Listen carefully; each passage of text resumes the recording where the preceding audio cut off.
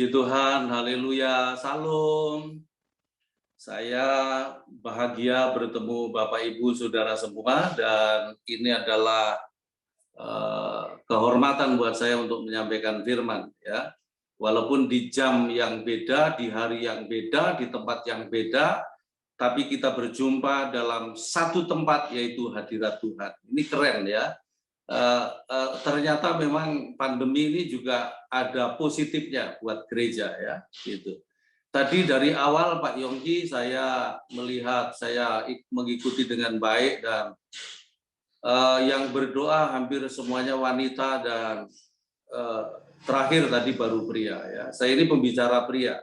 Jadi, saya di Indonesia ini sampai sekarang lagunya masih begini Pak Yongki. Di Indonesia lagunya masih di doa ibuku, ya, di doa bapakku belum ada Bapak ya. Beberapa hari lalu saya ketemu mobil di kaca belakang ada tulisan doa ibu menyertai kamu. Sekali waktu saya juga ketemu ada rumah makan namanya Restu Ibu ya. Saya belum pernah ketemu tulisan doa bapak menyertai kamu, begitu belum ada ya. Yang ada malah kutunggu jandamu, nah itu pasti pria ya. Padahal Pak Yongki kita sudah sama-sama belajar bahwa doanya pria itu punya side impact beda yang tidak ada pada wanita. Lain kali kita kupas ini tapi khusus buat pria ya Pak ya, karena ini rahasianya pria ya. Dan pria itu makanya sama setan dibuat males doa. Kenapa? Karena setan takut ya. Tapi saya mengajak semua pria yang tergabung dalam virtual ini, mari kita terus berdoa ya, karena doa kita itu ada banyak hal rahasianya doa kita itu. Kita kalau berdoa sama dengan menyentuh sumber, dan kalau kita menyentuh sumber, kita sebagai sumber disumberi supaya kita bisa menyumberi juga. Itu salah satunya ya. Tapi pagi hari ini Pak Yongki bersama rekan-rekan yang lain, kita justru mau belajar dari wanita juga dari Alkitab ya. Mari kita buka Rut pasal 1 ayat 16 sampai ayat 19. Saya bacakan dan Bapak Ibu simak di Alkitab masing-masing. Rut 1 ayat 16 sampai 19 agak panjang ya.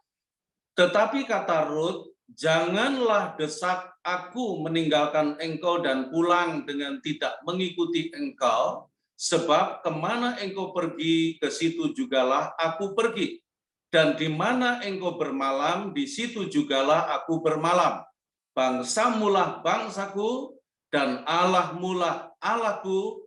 Di mana engkau mati, aku pun mati di sana, dan di sanalah aku dikuburkan. Beginilah kiranya Tuhan menghukum aku, bahkan lebih lagi daripada itu, jikalau sesuatu apapun memisahkan aku dari engkau selain daripada maut.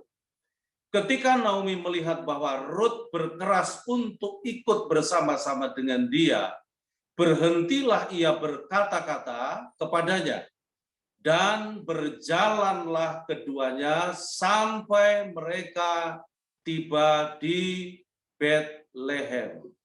Puji Tuhan, sampai di situ. Bapak Ibu, saya merenungkan ayat-ayat ini luar biasa. Nanti Anda boleh baca Rut 1 sampai pasal 4 selesai ya. Itu PR-nya supaya tahu persis ceritanya. Karena kitab Rut ini hanya menceritakan tentang Rut dan kehidupannya ya. Nah, tema khotbah saya pagi hari ini adalah keputusan yang mengubah masa depan. Jadi keputusan kita itu bisa mengubah masa depan kita menjadi baik atau menjadi buruk. Dan keadaan kita hari ini adalah hasil keputusan kita yang lalu. Dan masa depan kita hasil keputusan kita hari ini. Ya. Nah, saudara, di sini ada 3 wanita yang luar biasa. Saya merenung begini ya. Rut ini dengan mertuanya lengket banget. Luar biasa ya. Saya belum pernah ketemu selama melayani ya yang ada mantu gitu lalu lengket sama ibu mertuanya ya, yang jadi musuh banyak ya. Sekali waktu saya melayani di Semarang, ada 6 ibu-ibu masih muda, ngobrol mereka.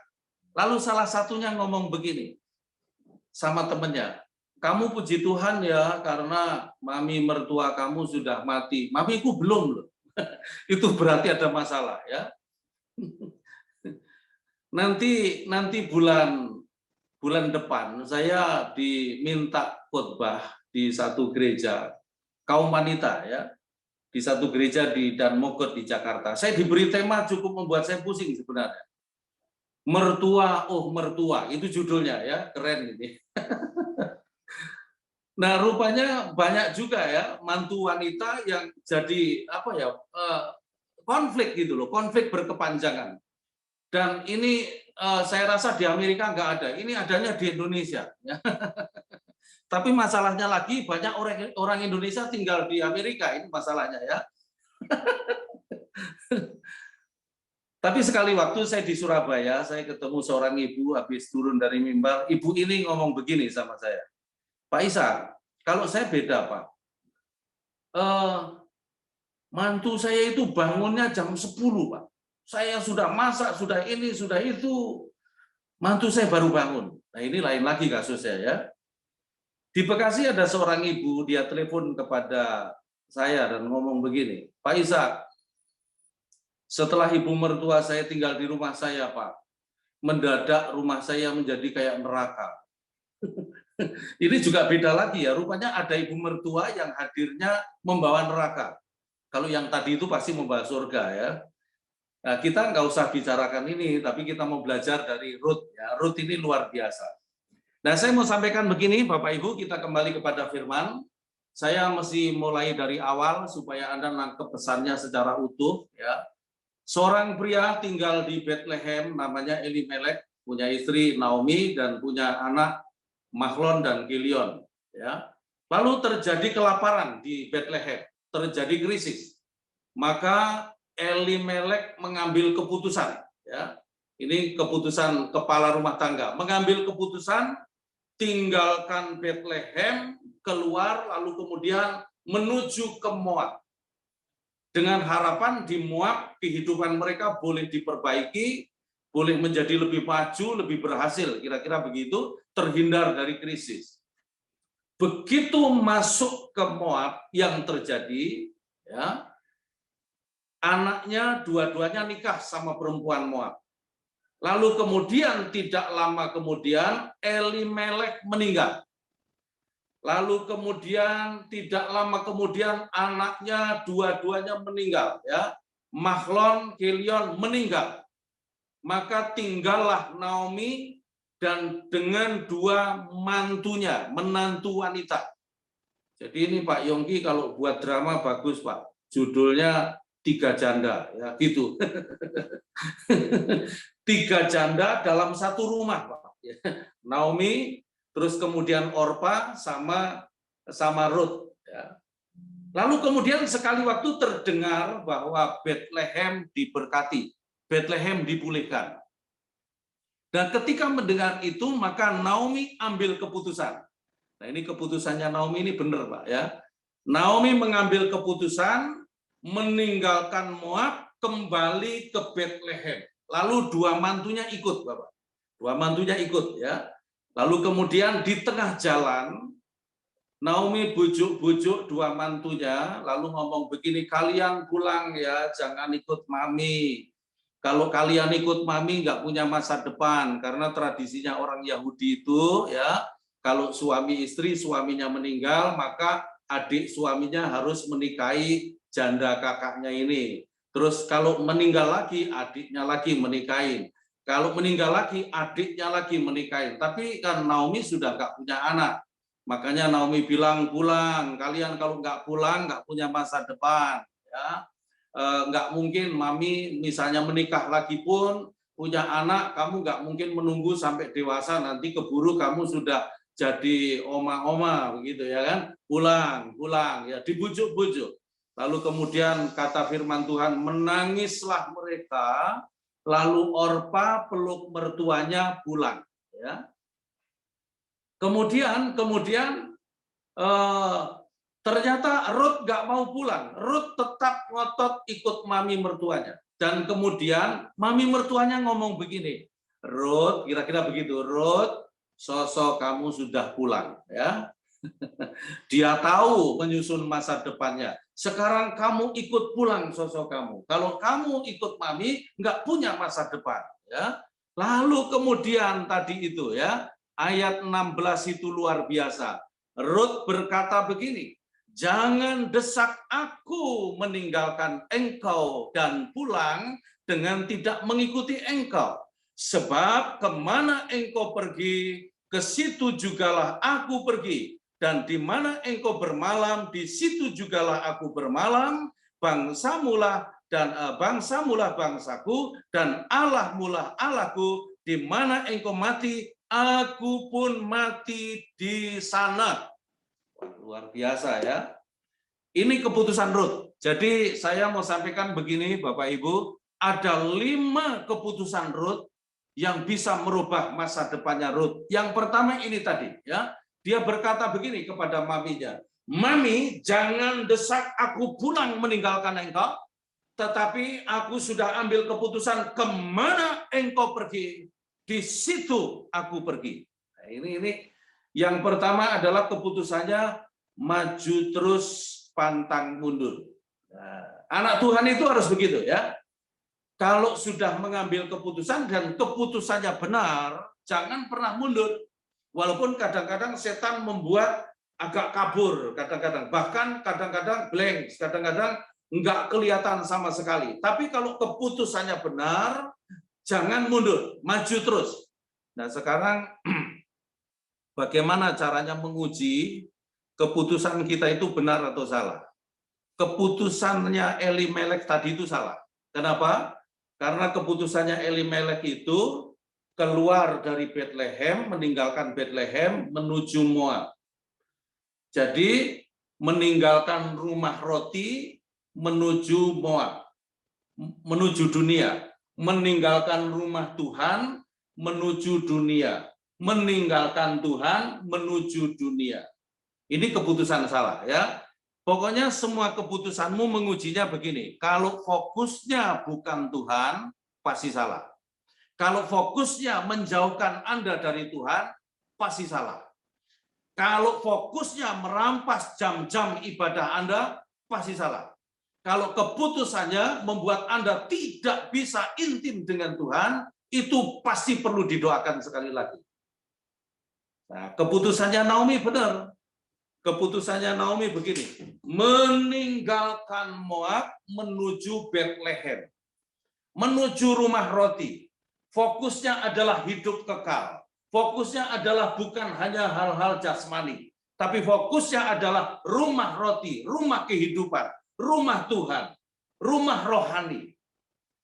Jadi kalau fokusnya sudah benar, jangan mundur. Apapun tantangannya, jangan mundur. Nah, Ruth tahu ini. Ruth tahu arahnya sudah benar. Nah, ketika arahnya sudah benar, Ruth memutuskan pantang menyerah. Ya, never give up. Dia tidak menyerah, dia terus maju. Gitu. Saya punya anak mentor itu tinggal di kota kecil namanya Kesamben. Kesamben itu antara Malang dan Blitar. Dari Malang 1 jam, dari Blitar 1 jam. Tahun 2015 ketemu saya di camp Pria Sejati dan dia dilawat Tuhan, ternyata dia lagi mulai bangkrut dan lagi proses karena bicara saya sebut aja istrinya selingkuh. Dan hancur-hancuran, ya. Rumah tangganya babak belur, bisnisnya juga hancur-hancuran. Biasanya begitu, cara setan mengerjakan kehancuran itu dimulai dari orangnya dulu, baru kemudian bisnisnya, biasanya gitu. Atau sebaliknya juga bisa. Nah, di camp itu dia sadar bahwa ternyata kenapa istriku selingkuh, karena aku nggak kasih waktu sama dia, cuek. Ya, jadi akhirnya istrinya itu selingkuh sama suppliernya. Kira-kira begitu. Hati-hati para pria, karena istrimu tidak hanya butuh uangmu, tapi butuh waktumu juga, bahkan butuh dirimu. Ya. Akhirnya rumah tangganya sudah di ujung tanduk ya, dan di camp itu dia dipulihkan, istrinya dipanggil datang dan rekonsiliasi, dan kemudian terjadilah pemulihan. Tapi tahun 2015 bisnisnya betul-betul hancur, dan istilah dia begini, Pak Ishak, saya bukan hanya rata dengan tanah, tapi kejeglong. Maksudnya kejeglong apa? Sudah habis, tapi saya masih minus 2M, jadi punya utang 2M. Dan itu dia cerita. Lalu tahun 2017 dia sudah dipulihkan. Saya potong aja kesaksiannya, nanti saya mau kesaksiannya begini. Kalau sudah waktunya Tuhan memulihkan, asal kita tekun, kita maju, maka pasti dipulihkan ya. Dalam tahun 2017 dia sudah dipulihkan, sudah bagus ya.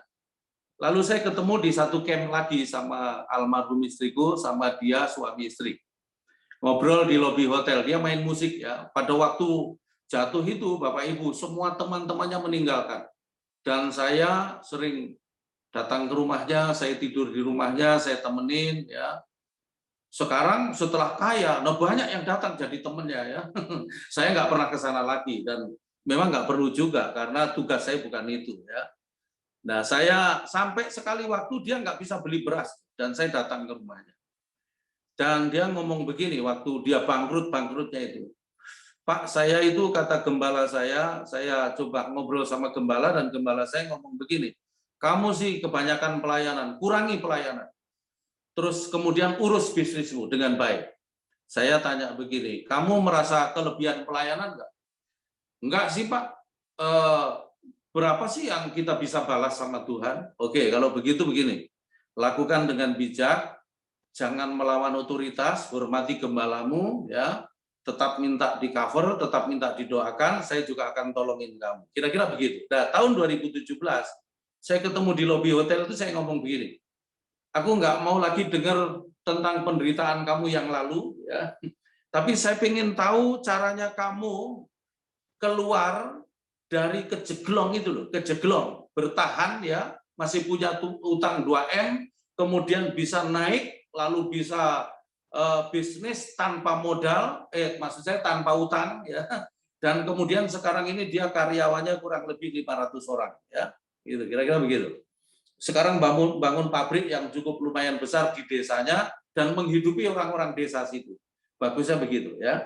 Nah, dia ngomong begini, Pak Ishak, salah satu peristiwa yang terjadi ketika sekali waktu saya ingin membeli sebuah mobil, ya dia sebut begini, saya ingin beli Pajero Dakar, terus kemudian bisa masuk ke dalam-dalam gitu, untuk sebuah operasional perusahaan. Saya baru pengen loh, ini baru ngobrol sama istri, tiba-tiba supplier saya dari Jakarta itu satu tim datang ngelihat perusahaan saya.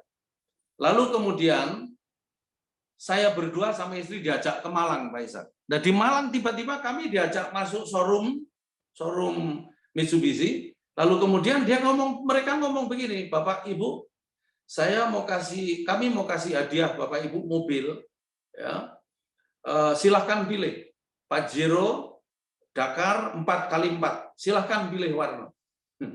Mereka berunding, suami istri, terus jawabnya begini, maaf, kami belum butuh. Padahal tadinya pengen ya, tapi begitu dikasih, dia bilang, maaf, kami belum butuh. Kira-kira Bapak Ibu, kalau Bapak Ibu yang jadi dia, terus ditawarin mobil, Pak, Bu, silahkan pilih warna Pajero Dakar 4x4. Ya. Bisa nggak Bapak Ibu menjawab, belum butuh gitu. Kalau saya lihat wajah sampean semua sih, aku nggak percaya ya. Saya aja ngomong begini, waduh goblok banget kamu ini, Dik. Saya ngomong begitu ya. Maaf, keceplosan nama ya. Tapi saya bangga loh, karena apa? Punya anak mentor yang nggak serakah gitu ya. Dan dia pesan moralnya begini. Dia itu ngomong begini sama saya, Pak Ishak, sebelum saya dipulihkan, saya meraung-raung. Saya bekerja keras, saya banting tulang, saya cari akal, coba usaha ini, usaha itu. Ya. Tapi kalau belum waktunya Tuhan, Pak Ishak, kita mau ngeden-ngeden sampai double, dia punya bahasa begitu ya. Kita nggak usah lah sampai double ya kan. Ternyata nggak bisa, Pak Ishak. Tapi begitu waktunya Tuhan, ya, nggak usah ngotot-ngotot, Tuhan pulihkan. Dan sekarang ini Indonesia lagi pandemi cukup ketat. Bahkan sekarang ini untuk penerbangan mesti pakai PCR ya. Sulit, saya baru terbang juga mesti pakai itu juga ya. Semakin diperketat dan semakin sulit. Tapi kita lewati aja. Percayalah begini, bagi teman-teman yang tinggal di Indonesia ya, Indonesia pasti punya waktu untuk disembuhkan oleh Tuhan. Indonesia punya waktu untuk dipulihkan oleh Tuhan. Makanya gereja harus menjadi contoh dalam hal ketaatan. Supaya apa? Indonesia cepat pulih. Tadi saya sudah ngomong, taat itu adalah paspornya untuk pintu keluar dari persoalan. Kalau kita taat lebih cepat lebih keluar, ya, lebih cepat keluar. Pelanggaran itu akan menunda kita untuk keluar dari persoalan sebenarnya. Itu. Dan banyak Alkitab menulis seperti itu, ya. Pelanggaran itu menunda kita keluar. Coba seandainya Abraham tidak melanggar, mungkin perjanjian Allah akan lebih cepat dan lebih luar biasa. Gak maju terus, pantang mundur. Seberat apapun persoalannya, percayalah Tuhan punya waktu untuk menyelesaikan persoalan Anda. Tuhan punya waktu yang tepat untuk menolong Anda. Maju terus, itu tugas kita. Seperti Ruth yang nggak mau mundur. Bahkan dibujuk untuk mundur pun nggak mau. Pokoknya kalau arahnya sudah jelas, fokusnya sudah jelas, jangan pernah mundur. Itu yang pertama. Yang kedua, Ruth berkata begini. Yang kedua, itu tadi yang pertama. Sebab kemana engkau pergi, di situ jugalah aku pergi. Dan yang kedua begini, di mana engkau bermalam, di situ jugalah aku bermalam. Anda yang sudah ke Israel pasti sudah tahu ya, dari Moab ke Bethlehem itu cukup jauh. Melewati padang gurun, ya. Dan di sana itu kalau lagi panas, ekstrim panasnya, kalau lagi dingin, dinginnya juga ekstrim. Dan saya percaya dari Moab ke Bethlehem itu pasti beberapa hari harus melewati perjalanan itu. Tapi Ruth ngomong begini loh, nanti Mami nginep di mana, aku juga nginep di situ. Mami bermalam di bawah pohon zaitun, tidur di situ, aku juga tidur di situ. Mami nginep di di Gua Batu, aku juga ikut di situ. Jadi dia itu nggak nuntut penginapan yang mewah, penginapan yang nyaman. Artinya apa? Ruth memiliki kerelaan untuk menderita. Ini yang kedua, ya. Salah satu bagian dalam perjalanan kita itu namanya penderitaan, Pak. Karena apa? Enggak ada kemuliaan tanpa penderitaan. Enggak ada surga tanpa salib. Gitu. Enggak ada kemuliaan tanpa pikul salib. Begitu. Makanya yang kedua, kita harus memiliki kerelaan untuk menderita. Nah, kalau kita menderita, makanya begini harusnya itu, perspektif kita terhadap penderitaan itu harus disamakan dengan Tuhan. Ya, penderitaan bukan hukuman loh. Penderitaan itu proses mendewasakan kita supaya kita serupa dengan Kristus. Supaya iman kita makin bertumbuh. Iman kita itu menjadi iman yang mendatangkan mujizat. Itu harus lewat penderitaan. Ya, jadi pandangan kita terhadap penderitaan itu harus sama dengan Kristus. Gitu. Dan percayalah di balik penderitaan selalu ada kemuliaan. Di balik tekanan selalu ada berkat. Kita disiapkan untuk hal seperti itu, ya. Orang baik-baik, orang saleh jangan dianggap bebas dari penderitaan. Ada penderitaan itu karena apa? Untuk meneguhkan kita. Bahkan kalau Petrus punya bahasa itu, penderitaan itu setelah kita melewati penderitaan sementara, maka di balik itu kita akan dilengkapi, diteguhkan, dikokohkan, terus kemudian dikuatkan. Artinya apa? Kapasitas kita menjadi lebih besar. Jadi makanya perspektif kita terhadap penderitaan harus benar. Ini sedang mempersiapkan saya untuk kapasitas yang lebih besar, untuk sesuatu yang lebih agung dan lebih mulia. Dan percaya Tuhan punya cara untuk menolong kita dalam penderitaan itu unik kadang-kadang ya. Saya punya kesaksian. Sekali waktu saya melayani ke Mamasa. Mama saya itu dari Makassar 12 jam lewat darat, belum ada pesawat. Jadi cukup jauh. Waktu itu KKR ya bersama tim Pria Sejati dari Pinrang, Sulawesi Selatan. Sampai di Mamasa udah capek, sudah lelah, pingin istirahat sebentar. Tiba-tiba malah saya dipanggil untuk ketemu wakil bupati, ngobrol. Ya. Lalu setelah ketemu wakil bupati, ngobrol setengah jam, baru saya diantar ajudannya ke hotel. Dan ini kota kecil, Bapak Ibu, provinsi baru, Sulawesi Barat. Ya. Ini kota kecil, jadi hotelnya itu bintang 7. Maksudnya bintang 7 itu obat sakit kepala. Jadi asal bisa tidur, sakitnya, kepalanya, pusingnya hilang. Gitu. Nah baru mau take off ya, tiba-tiba HP saya itu jelek waktu itu ya, jadul, bunyi dan suaranya keras, bikin saya kaget, malah nggak bisa tidur, pusing. Ya. Nah saya lihat ternyata yang telepon istriku sendiri. Ya, para pria ingat baik-baik, ngadepin istri sendiri itu lebih sulit daripada ngadepin istri jemaat. Ya. Kalau nggak percaya boleh tanya Pak Yongki, tapi Pak Yongki sudah enggak kayaknya. Ya. Nah begitu saya angkat, ya. Nah saya itu dari tadi itu lihat-lihat itu, sebab saya bisa ngelihat pria yang stres dengan istrinya itu dari wajahnya kelihatan. Ya. Salah satu tandanya itu kumisnya nggak numbuh. Tapi yang dikerok jangan khawatir ya, Anda tetap hebat ya. Nah begitu saya angkat itu HP, ya, istri saya ternyata menyampaikan masalah yang terjadi mendadak ya. Dia ngomong begini, Papa, anak kita yang di Bandung itu, anak saya waktu itu kuliah di Bandung ya. Hari Senin tanggal sekian itu perlu uang sekian juta dan harus ada, ngomong terus ya. Saya diam. Lalu kemudian setelah istriku selesai bicara, saya cuma jawab begini, ya sudah, santai karena saya pusing ya, karena nggak bisa tidur tadi. Saya jawabnya santai begini, ya sudah, Mama punya uang cash berapa? Kalau nggak cukup, tabungan diambil. Kalau nggak cukup, ambil semua tabungannya. Ya. Kalau nggak cukup lagi, ya. Kalau nggak, ini dengan semangat saya jawab ini ya.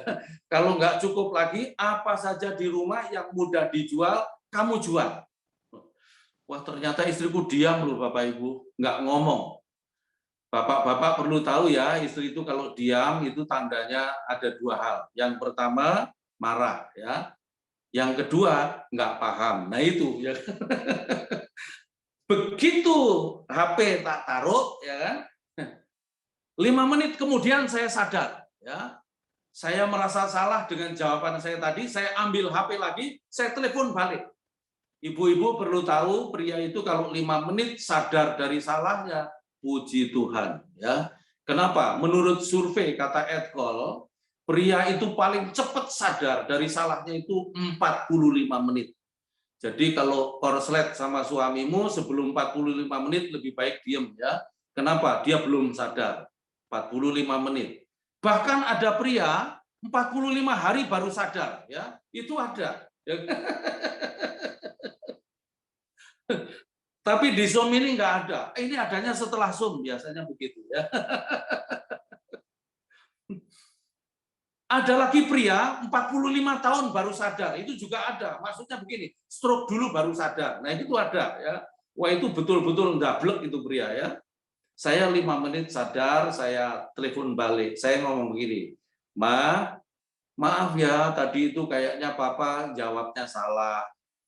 Mama minta maaf, Papa minta maaf ya, Papa sudah melukai Mama. Tapi percayalah Ma begini, sebelum Papa pulang, persoalan itu Tuhan sudah beri jalan keluar, Tuhan sudah selesaikan. Ternyata dia nggak jawab loh Bapak Ibu, masih diam. Kenapa dia diam? Ya dua hal tadi itu, marah atau nggak paham. Tapi bapak-bapak perlu tahu, wanita itu casingnya boleh seperti apapun, perkataannya boleh cetar-ceter seperti apapun, tapi hati wanita itu lembutnya kayak spon. Tahu spon? Yang dipakai cuci mobil itu loh. Ngeresepnya cepet, nyimpennya lama. Nah itu. Makanya kalau bentur lagi, istri selalu begini. Yang kemarin itu, Yang kapan itu? Yang 15 tahun lalu juga ingat istri, bapak-bapak. Makanya jangan sering-sering sakiti hati istrimu, karena apa? Nyimpennya lama gitu. Tapi hari itu saya selesaikan dengan istri, ya selesai. Terus kemudian KKR. Besok pulang. Transit di Makassar. Masuk hotel transit jam 12:15. Jadi sudah malam ya, sudah mau pagi. Tiba-tiba HP saya itu bunyi SMS ya, bukan WA tapi SMS. Dan begitu saya lihat ternyata SMS-nya bunyinya begini. Pak Ishak, minta nomor rekening BCA yang pribadi dan bukan gereja. Wah, saya langsung balesin, saya takutnya lupa ya. Kalau saya nggak akan lupa, takutnya orang itu yang lupa, tak balesin, ya kan? Jam 12:15 loh, malam, ya. Jam 12:30, setengah 1 pagi, SMS masuk lagi dan bunyinya begini, telah berhasil transfer sekian juta, persis yang dibutuhkan anak saya. Terus saya nggak pernah cerita siapa-siapa loh. Ayo kita tepuk tangan dulu buat Tuhan, ya. Tuhan itu kadang-kadang memberi jalan keluar menjelang pagi. Nggak tahu waktu Tuhan itu ya. Luar biasa. Makanya begini, nggak usah terlalu stres, nggak usah terlalu tertekan menghadapi apapun. Kenapa? Karena kalau sudah waktunya Tuhan, pasti ditolong. Yang penting begini, kita punya kerelaan gitu. Kerelaan menderita itu apa sih? Kerelaan menderita itu begini loh. Ketika tekanan datang, ketika masalah datang, kita nggak salahkan siapa-siapa. Kita nggak marah, tapi kita bersyukur gitu. Terima kasih Tuhan. Nah itu tandanya rela gitu. Ayo kita mulai belajar rela ya. Karena apa? Rela berarti rela ditekan, berarti rela untuk menjadi besar. Rela ditekan, rela bertumbuh. Kira-kira begitu ya. Oke, berikutnya yang ketiga sekarang. Keputusan Naomi yang ketiga ya. Yang ketiga dia berkata begini, bangsamulah bangsaku. Ini masalah identitas. Naomi, Ruth itu asli orang Moab, ya. Tapi dia rela menghapus Moabnya itu dan ganti identitas yang baru menjadi orang Yahudi, menjadi orang Israel. Kita harus, ini salah satu yang harus menjadi keputusan kita. Kita harus mengganti identitas kita yang dulu kita itu dalam kegelapan, sekarang kita dalam terang. Ganti identitas itu artinya merubah karakter. Jadi kekristenan kita nggak boleh hanya euforia, ya, tidak boleh hanya penyembahan aja tapi nggak kelihatan karakternya gitu. Sebab banyak orang kalau di gereja ngerohnya kenceng tapi dimaki di rumah mulut yang sama maki-maki istri. Nah itu artinya nggak ada perubahan karakter. Jadi yang ketiga itu harus ada perubahan karakter. Masa lalu kita harus dibuang. Kebiasaan lama kita harus dibuang. Dilupakan itu nggak mungkin loh Bapak Ibu, tapi harus ditinggalkan. Masa lalu kita harus diubah menjadi manusia yang baru, yang lama sudah dibuang. Cara pikir kita baru, pandangan kita baru, cara hidup kita baru, cara memperlakukan istri juga dengan kebiasaan baru yang lama sudah dibuang, cara memperlakukan suami juga begitu ya. Dimulai aja dari rumah. Kelakuan kita menjadi berkat. Jangan sampai kita malah dipuji-puji orang tapi istri kita ternyata cibirin mulut gitu ya. Oh Pak Yongki itu bagus ya. Ternyata Bu Yongki begini. Begitu ya kan. Itu artinya kita nggak jadi berkat. Sama. Ada banyak juga istri kalau di gereja pimpin pujian keren ya. Jadi idola banyak suaminya orang. Wah, ini bagus sekali ya. Haleluya, haleluya. Tapi pulang ke rumah suaminya begini, begitu ya gitu. Jadi bukan masalah gaya kita di mimbar, tapi masalah gaya hidup. Ya, makanya sekarang nggak ada mimbar itu, puji Tuhan. Sekarang semua harus dari rumah. Ya, kenapa? Karena dari rumah kita lah. Karakter kita itu harus dipertanggungjawabkan. Identitas yang baru itu harus kelihatan. Kira-kira begitu.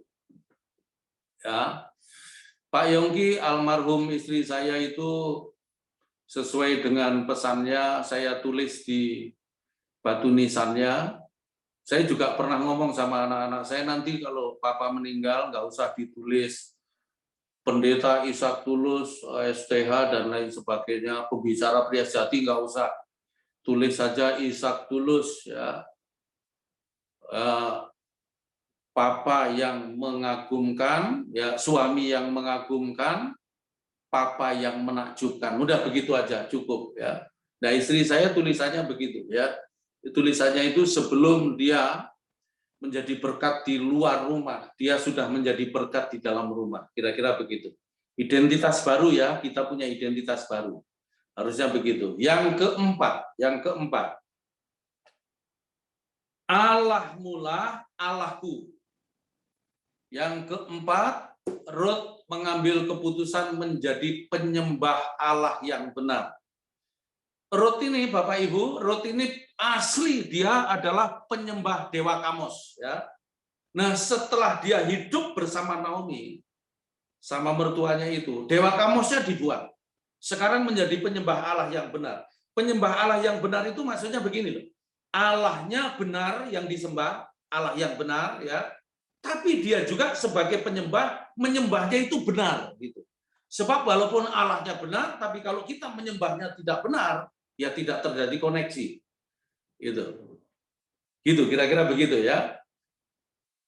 Sekali waktu saya pulang dari Surabaya, langsung ke gereja karena di gereja ada pertemuan pendeta-pendeta dan saya harus khotbah. Tiba-tiba almarhum istriku ngomong begini, "Pak, minta maaf, kenapa? Mobil papa itu belakang penyok, Pak. Kenapa? Kemarin mama ke rumah sakit, Pak. Tukang parkir. Terus. Nabrak mama. Buat gitu. Sudah buat gitu baru hop. Ya. Terus saya tanya begini, mama marah nggak sama tukang parkir? Hampir. Hampir apa sudah? Sedikit, Pak. Harusnya nggak usah marah. Kasihan itu tukang parkir dimarahin. Di gereja dimarahin, di pasar dimarahin, ya. Bahkan di mana-mana dimarahin. Goblok kamu tukang parkir. Ya kalau pinter nggak jadi tukang parkir, ya kan?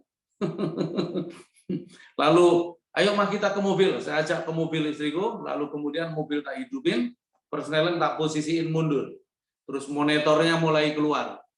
Saya ngomongin mama dia tuh, ember di belakang itu dari monitor ini kelihatan loh, Ma.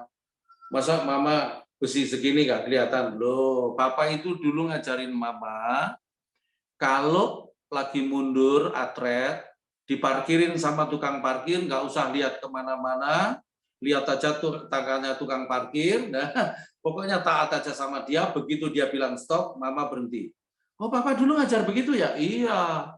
Aduh, papa tambahin ya, lain kali sambil ngeliat ini juga. Ya, itu. Lo ada loh, Bapak Ibu, ada seorang pria mobilnya dipakai istrinya, baret sedikit aja, marahnya 3 hari nggak kelar. Tapi istrinya baret, nggak masalah. Nah itu, kalau Anda lebih sayang mobilmu daripada istrimu, atau sebaliknya istri, Anda itu punya bakat menyembah berhala. Hati-hati ya. Pokoknya mengujinya kita ini masih ada berhala atau enggak gini. Begini mengujinya, kalau kita masih sayang barang lebih daripada manusia, kita punya kecenderungan menyembah berhala. Dan Ruth, dia memutuskan menjadi penyembah Allah yang benar. Penyembah Allah yang benar itu apa sih? Secara simpel definisinya begini, penyembah Allah yang benar itu hidupnya terkoneksi dengan Tuhan. 1 hari 24 jam terkoneksi dengan Tuhan. Nyambung, nggak pernah putus. Dan orang yang hidupnya nyambung dengan Tuhan, Bapak Ibu, tandanya ada 4. Nah ini ya, coba. Kalau tanda 4 tanda ini nggak ada dalam hidupmu, Anda mesti banyakin lagi menyembah ya. Jangan hanya ikut setiap hari Jumat aja, setiap hari Kamis saja, tapi Anda punya penyembahan di rumah. Ya, supaya connect. Orang yang hubungannya connect dengan Tuhan itu tandanya ada 4. 1, mengalami sukacita. Mengalami sukacita. Terus 2, mengalami kebenaran. Jadi kebenaran itu muncul, dari penyembahan itu muncul kebenaran itu ya. 3, mengalami damai sejahtera. Nah, apa bedanya damai sejahtera sama sukacita? Sukacita itu sebuah ekspresi. Tapi kalau damai sejahtera, Paulus mengatakan begini, biarlah kiranya Damai sejahtera Allah yang melampaui akal manusia itu memerintah. Memerintah itu artinya menguasai, artinya menjadi raja. Ya, di dalam hatimu juga pikiranmu. Jadi kalau pikiran kita dan hati kita dikuasai, diperintah ya oleh damai sejahtera, maka hati kita dan pikiran kita nggak akan dikuasai oleh cemas, nggak akan dikuasai oleh khawatir, nggak akan dikuasai oleh ketakutan. Ya. Saya itu tanggal 4 April itu kena COVID-19. Setelah melayani, saya rapid karena mau terbang pulang, ya ternyata saya dinyatakan positif. Wah, itu rasanya langsung hilang loh damai sejahtera, zut gitu ya. Tapi besoknya hari Senin saya telepon dokter saya di Surabaya. Dokter saya ngomong begini, Pak Ishak nggak usah cemas, nggak usah panik, saya akan tolongin Bapak, saya akan obati. Tuhan pasti tolong Bapak. Waduh, kalau semua dokter ngomong begini pasti 50% langsung sembuh ya. Tuhan pasti tolong. Nah, gitu. Lalu kemudian dia ngomong begini, di ujungnya dia ngomong begini, hari Senin itu ya. Pak Ishak, nanti kalau sudah lewat hari Kamis, hari Jumat, nggak ada apa-apa, aman. Tapi kalau nyesek, langsung ke rumah sakit ya Pak. Wah, Bapak Ibu, Anda tahu nggak saya hari Senin nunggu hari Kamis itu? Kalau ada apa-apa, kalau nyesek, langsung ke rumah sakit. Nyesek nggak ya? Nyesek nggak ya? Itu dari hari Senin sampai Kamis. Nah, saya berusaha untuk terus ketemu Tuhan. Supaya apa? Damai sejahtera itu. Bedanya sukacita sama damai sejahtera itu begini. Damai sejahtera itu adalah kemampuan untuk menghadapi situasi sulit. Sesulit apapun. Gitu. Nah, caranya gimana untuk mempertahankan damai sejahtera ini? Banyakin bersyukur, banyakin memuji Tuhan. Ya, supaya damai sejahtera nggak hilang, banyak-banyaklah bersyukur, banyak-banyaklah memuji Tuhan. Saya ulangi sekali lagi, tandanya kalau kita connect dengan Tuhan, sukacita, kebenaran, damai sejahtera, yang terakhir adalah kuasa. Jadi kalau penyembahanmu betul-betul ketemu dengan Tuhan, membuat hidupmu connect dengan Tuhan, maka ada sukacita, ada kebenaran, ada damai sejahtera, ada kuasa. Nah, kuasa ini yang mendatangkan mujizat. Ya.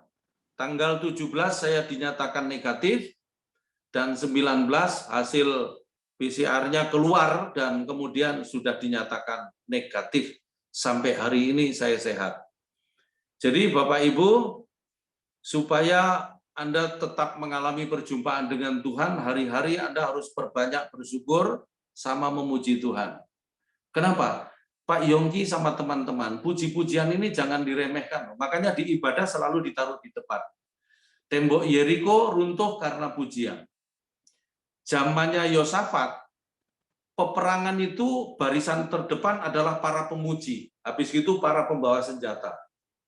Ini yang mendatangkan kemenangan yang dengan cara unik, pemuji ya. Terus bangsa Israel selama dipimpin oleh Musa, kalau perang itu Yehuda selalu di depan. Kata Yehuda itu artinya adalah terpujilah nama Tuhan. Ya. Dan Yehuda selalu kalau kemah di sebelah timur. Kenapa di timur? Terbitnya matahari. Mari kita mulai hari-hari kita dengan memuji Tuhan.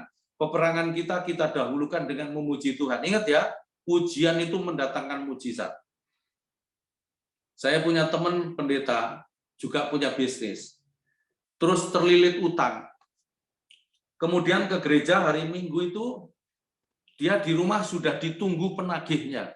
Dia nyanyi, nyanyinya itu nggak tahu serius apa enggak. Tapi kalau menurut saya nggak penting serius atau enggak, yang penting mujizat terjadi. Dia nyanyi begini, Pak, Bapak Ibu ya. Dalam Yesus, utangku lunas. Dalam Yesus, utangku lunas. Utang besar, utang kecil, dalam Yesus pasti lunas. Ya.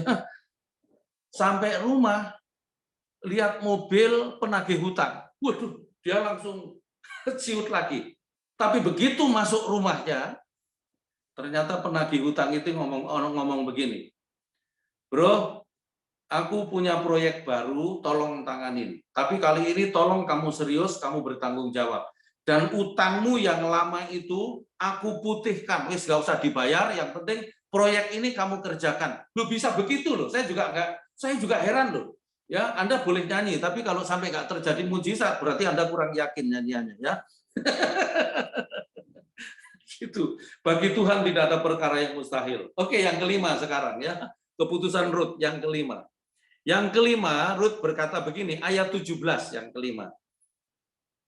Di mana engkau mati, aku pun mati di sana. Dan di sana jugalah aku dikuburkan. Ya. Yang terakhir, Rut setia sampai akhir. Ada banyak orang bisa memulai tapi nggak bisa mengakhiri. Dan kita harus biasa menyelesaikan apa-apa, ya. Dan saya akan tutup dengan satu ayat. Rut pasal yang mari kita lihat hasilnya daripada kesetiaan Rut itu, maka Rut mendapat begini, Bapak Ibu. Rut ini luar biasa, ya. Nanti kayaknya ayatnya saya nggak catat, tapi nanti Anda cari di pasal 4. Pasal 4 ayat-ayat terakhir itu, maka Rut itu ternyata begini, ya. Ketemu Boas setelah masuk Bethlehem, beberapa waktu kemudian ketemu Boas, lalu kemudian dinikahi sama Boas. Dan Boas ini adalah bos, ya. Jadi bos Boas, Boas bos, ya. Lalu nikah sama Rut. Nah, Rut langsung menjadi, kemudian Rut langsung kemudian hamil, punya anak, nanti dikasih nama Obed. Nah, Obed itu memperanakkan Isai, Isai memperanakkan Daud, dan seterusnya sampai Yesus. Jadi perhatikan baik-baik, Rut ini yang menurut Naomi nggak punya masa depan, tapi begitu dia setia sampai akhir, masa depannya diperbaharui oleh Tuhan. Mendapat keluarga baru, dan bahagia, dan kaya, dan kemudian generasinya juga generasi yang ilahi, luar biasa. Saya tidak tahu kesulitan Anda seperti apa sekarang ini, tapi yang saya mau kasih tahu, Tuhan yang disembah Rut sekarang ini ada di pertemuan kita secara virtual ini, dan Dia yang akan memulihkan kita semua. Mari kita tundukkan kepala, kita akan berdoa bersama-sama. Saya ingin bersama Anda menyanyikan satu pujian sambil di-mute, nanti Anda ikuti saya nyanyi. Haleluya. Terima kasih. Ku tak akan menyerah pada apapun juga, sebelum ku coba semua yang ku bisa, tetapi ku berserah kepada kehendakmu. Hatiku percaya Tuhan punya rencana. Sekali lagi, ku tak akan menyerah pada apapun juga, sebelum ku coba semua yang ku bisa, tetapi ku berserah kepada kehendakmu. Hatiku percaya Tuhan punya rencana. Hatiku percaya Tuhan punya rencana. Bapak, kami percaya apapun yang terjadi dalam hidup kami itu adalah bagian daripada rencana Tuhan yang dikerjakan dalam hidup kami. Itu sebabnya biarlah kami tetap maju terus, kami tidak putus asa, kami tidak mundur, dan kami akan lakukan semuanya sampai akhir, sampai Tuhan menyatakan kuasa-Nya. Aku berdoa secara khusus, Tuhan, kalau ada anak-anak-Mu di ibadah virtual ini yang datang dengan berbagai macam persoalan, aku berdoa di dalam nama Yesus, Tuhan beri jalan keluar. Allah yang disembah oleh Rut sekarang ada di tengah-tengah kami, dan Engkau akan menolong kami, memberi jalan keluar kepada kami. Anak-anak-Mu yang sakit, Tuhan, hari ini dalam nama Yesus, Tuhan sembuhkan, pulihkan, buat mereka sehat dan nama Tuhan dipermuliakan. Terima kasih Bapak, hamba-Mu sudah berhenti bicara, tapi Roh Kudus mari terus ajari kami lebih dalam, sampai kami dijumpai menjadi pribadi yang kuat, yang seperti Yesus. Terima kasih Bapa, segala puji bagimu Tuhan. Dalam nama Yesus kami sudah diberkati. Haleluya. Mari katakan amin.